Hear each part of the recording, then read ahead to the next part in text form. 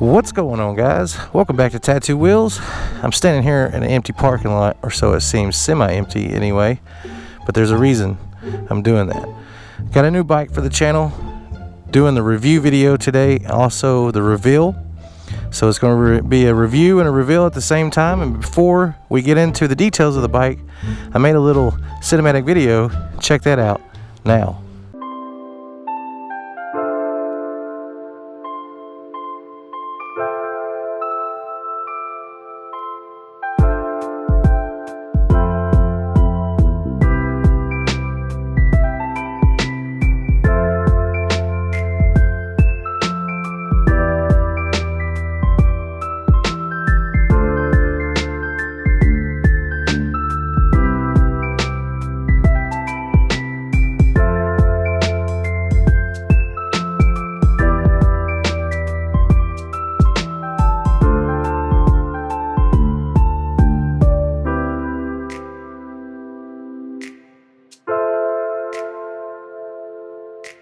Hope you guys enjoyed that little cinematic video I put together of the new GSX-S750.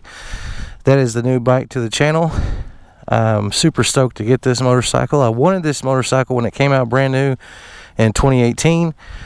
I just couldn't justify the cost. Brand new is going to be close to $10,000, taxes and everything, all the fees. And it just didn't seem like I wanted to spend that kind of money at the time. So I waited until there was a used market, and I found one for a great price. I actually drove 6 hours to go pick this bike up.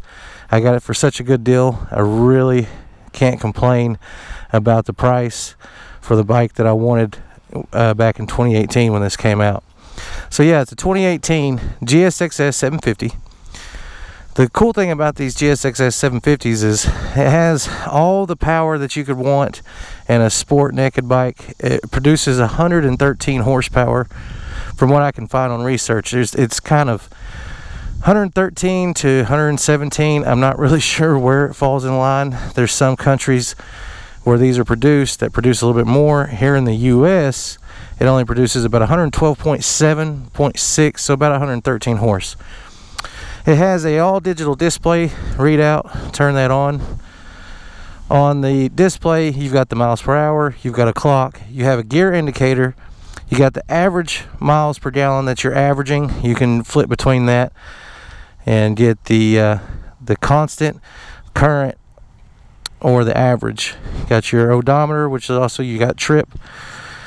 It has traction control. You can see here where it says TC.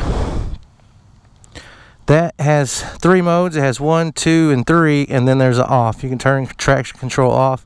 It kind of acts as a mode, like 3 different modes. It helps with stability. Like for instance, mode 1 is the lightest that the bike will offer, and then mode 3 is what they call wet operation mode. You can change that here by using you hit the select key and you can move it through its progressions. I keep it on mode 2. It's just, I don't know, just I feel comfortable with that. Overall, I love the look of this bike. The look of the bike is great. It's got the inline 4 dual overhead cam 749cc motor. It's the kind of the demodded version of the Super Sport 750. It's more made for the naked uprights. The one thing I really love about the 2018 model is that it has the underbelly fairing. That's the whole reason I wanted to wait till they got the 2018 model out and gave it a year or two before I went and bought a used one.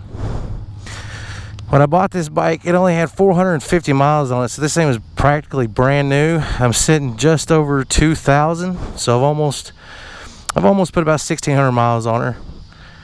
So I figured it was time to show her off and give a little review.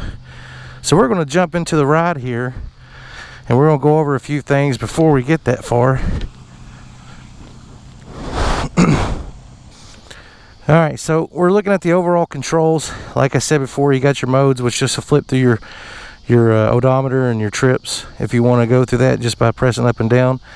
or pressing up, I'm sorry. If you press down, it changes your mile per gallon. You have the current, the average, and then the range left in the fuel tank. I like to keep it on the average. That's just, I like to see how the bike averages over multiple tanks.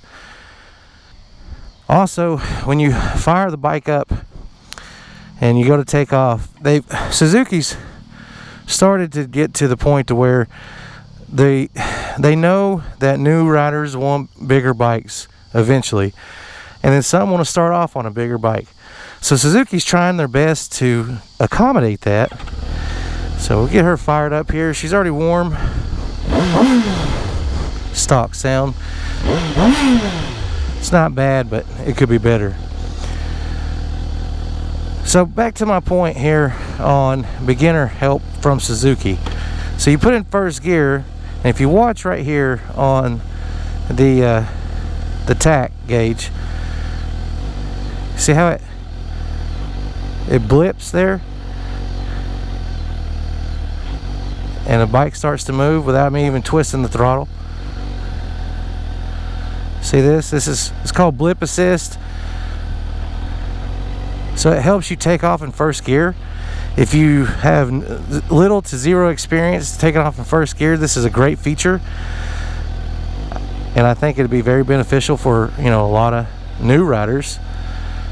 There's the only problem I have with it for beginner riders.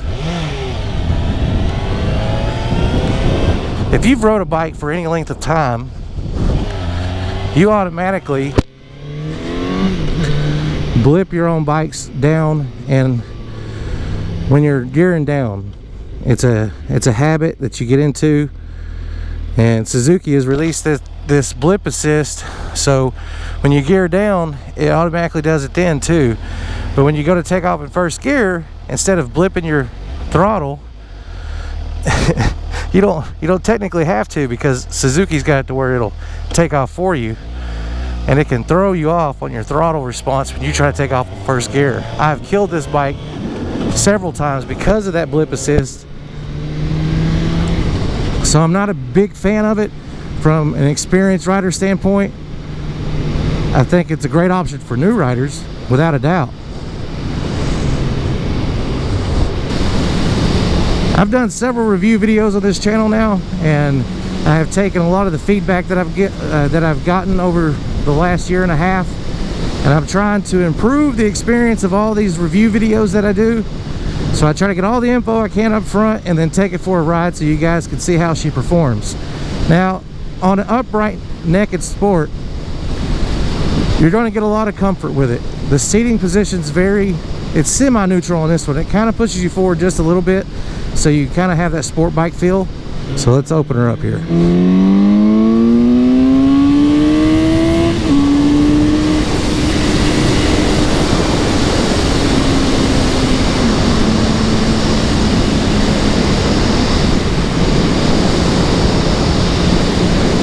The power of this motor, the inline 4,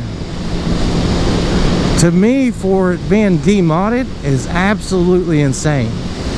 And the handling that you get with this bike and the upright position is also insane. Sometimes you sacrifice lean angle for this seating position because you don't have the rear sets, but this kind of puts the foot back a little bit, and it allows you a little bit more lean angle on this style for the Suzuki.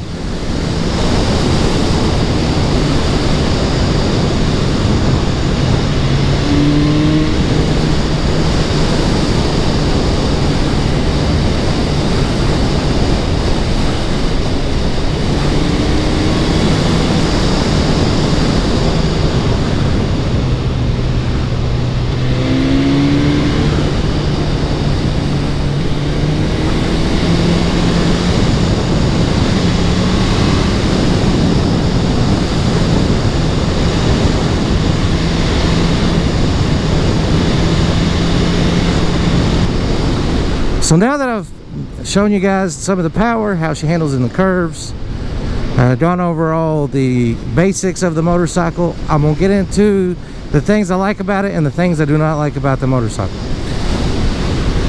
The top 3 things that I like about the motorcycle is, 1, The overall style, when Suzuki put the underbelly fairing on the GSX-S series, I think that right there, it's in my opinion the best looking one, and the Sport Nakeds.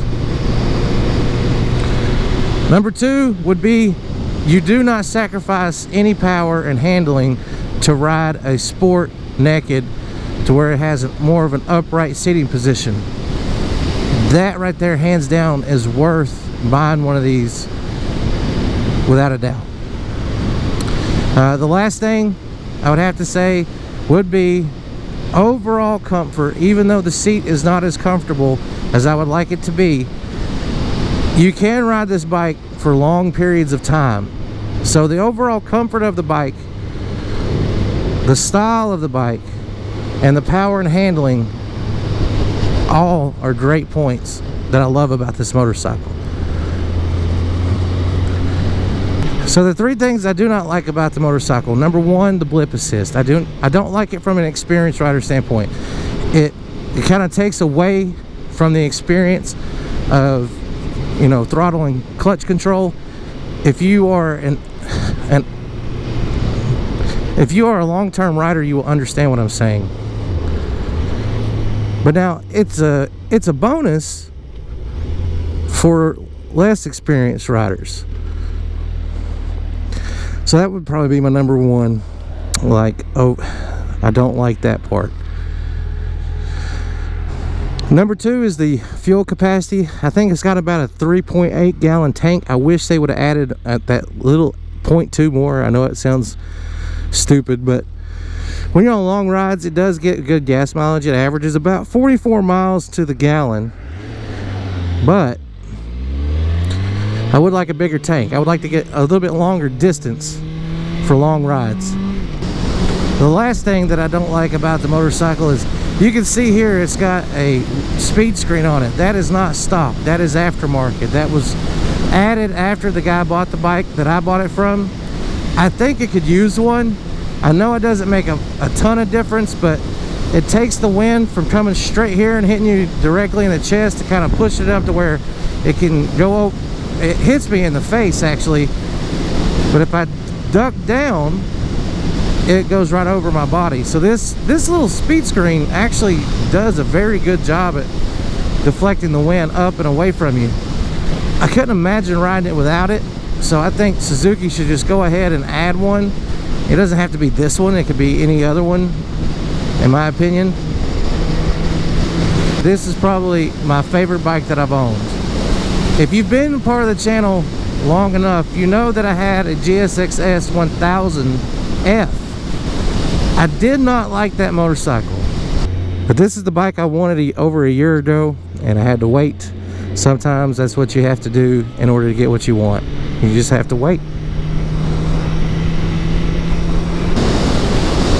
So that's gonna pretty much do it for today's video on the bike review for the 2018 GSX-S750. If you like today's video, don't forget to give us a thumbs up. If you're new here and you want to see new videos as we release them, don't forget to hit subscribe on your way out. As always, we appreciate all the support. You guys have a great day. I will catch you later.